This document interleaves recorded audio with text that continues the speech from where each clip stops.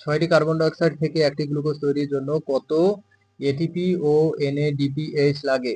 How many ATP and NADPH are required to produce one glucose molecule from 6 carbon dioxide molecules? Kelvin চক্রে 6টি carbon dioxide থেকে একটি glucose তৈরি করতে মোট 18 এটিপি ও 12 NADPH এর প্রয়োজন হয়। In the Kelvin cycle, producing one glucose molecule from 6 carbon dioxide molecules requires 18 ATP and 12 NADPH in total. প্রতিটি কার্বন ডাইঅক্সাইড ফিক্সেশনে 3 এটিপি ও 2 NADPH ব্যবহার করা হয়। Each carbon dioxide fixation consumes 3 ATP and 2 NADPH molecules.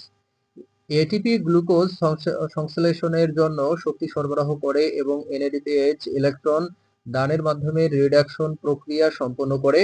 ATP supplies energy for glucose synthesis while NADPH donates electrons to complete the reduction process.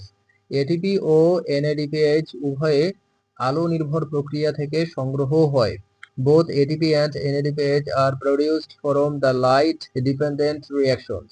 Glucose উৎপাদনে এই শক্তি ও ইলেকট্রনের চাহিদা kelvin চক্রের কার্যক্ষমতা নির্ধারণ করে। The demand for this energy and electrons determines the efficiency of the Kelvin cycle. এই ATP ও NADPH খরচ না হলে গ্লুকোজ রূপান্তর সম্ভব নয়। Without consuming this ATP and NADPH, glucose synthesize is impossible. উদাহরণ হিসেবে একটি উদ্ভিদে আলো পাওয়ার সময় পর্যাপ্ত এটিপি ও NADPH না থাকলে গ্লুকোজ উৎপাদন ব্যাহত হয়। For example, if sufficient ATP and NADPH are unavailable during light exposure, plant glucose production is hindered. 6টি কার্বন ডাইঅক্সাইড থেকে একটি গ্লুকোজ তৈরিতে 18 এটিপি ও 12 NADPH প্রয়োজন, যা আলোক নির্ভর প্রতিক্রিয়া দ্বারা সরবরাহিত হয়। 18 ATP and 12 NADPH are required to make one glucose from 6 carbon dioxide molecules supplied by light dependent reactions. RUBP কি? এটি কিভাবে পুনরুৎপাদিত হয়? What is RUBP? How is it regenerated? RUBP বা রাইবোলোজ 1,5 বাসফসফেট হলো এক ধরনের 5 কার্বন যুক্ত শর্করা যা কেলভিন চক্রে কার্বন ডাইঅক্সাইড এর শোষণের জন্য কর্মক্ষম। RUBP or ribulose 1,5-bisphosphate is the 5 carbon sugar involved in carbon dioxide fixation in the Kelvin cycle. এটি কার্বক্সিলেশনের সময় কার্বন ডাইঅক্সাইড এর সঙ্গে যুক্ত হয়ে PGA তৈরি করে। During carboxylation, it combines with carbon dioxide to form PGA. RUBP এর পুনর্জন্ম কেলভিন চক্রের রিজেনারেশন ধাপে এটিপি ব্যবহার করে হয়। RUBP regeneration occurs in the Kelvin cycle's regeneration phase using ATP. Regeneration ধাপে G3P থেকে RUBP পুনর্গঠিত হয় যাতে চক্র চলতে পারে।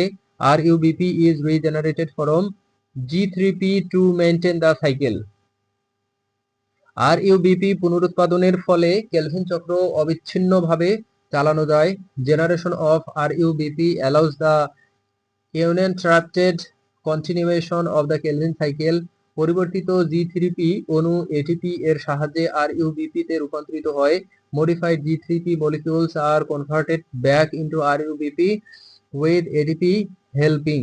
উদাহরণস্বরূপ প্রতিটি চক্র শেষে RUBP পুনর্জনিত হয় যা পরবর্তী কার্বন ফিক্সেশনের জন্য প্রস্তুত থাকে। For example, RUBP is regenerated after each cycle, ready for the next carbon fixation.